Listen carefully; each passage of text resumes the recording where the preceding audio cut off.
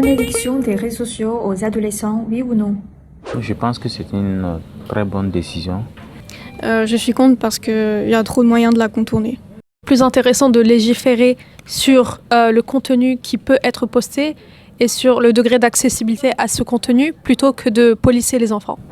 Cette question pourrait être sur toutes les lèvres des parents et des adolescents ces derniers jours. En décembre, l'Australie est devenue le premier pays à interdire l'accès aux réseaux sociaux aux moins de 16 ans. Lundi 26 janvier, l'Assemblée nationale française a voté en première lecture un texte de loi visant à interdire les réseaux sociaux aux moins de 15 ans, une proposition portée par le gouvernement pour protéger la santé des adolescents. Selon le président français Emmanuel Macron, cette mesure pourrait être mise en œuvre dès la rentrée prochaine. Par ailleurs, à la suite de l'Australie et de la France, le Portugal examine une proposition de loi visant à interdire l'accès autonome aux réseaux sociaux aux jeunes de moins de 16 ans. Le gouvernement espagnol va interdire l'accès aux médias sociaux aux mineurs de moins de 16 ans et imposer des systèmes de vérification d'âge aux plateformes.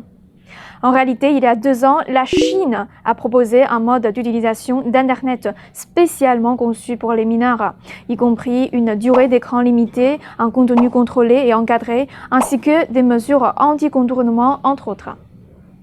Aujourd'hui, de plus en plus de pays semblent se diriger vers l'adoption de telles mesures, alors que l'opinion publique reste partagée sur le sujet. Ceux qui sont pour estiment que cela serait bénéfique pour la santé physique et mentale des adolescents, tandis que les opposants affirment que cette idée est peu efficace et difficile à mettre en œuvre. Si j'avais 14 ans, serais-je pour ou contre cette mesure? Franchement, je ne sais pas. C'est délicat à trancher. Et vous, qu'en pensez-vous? Partagez vos points de vue dans les commentaires.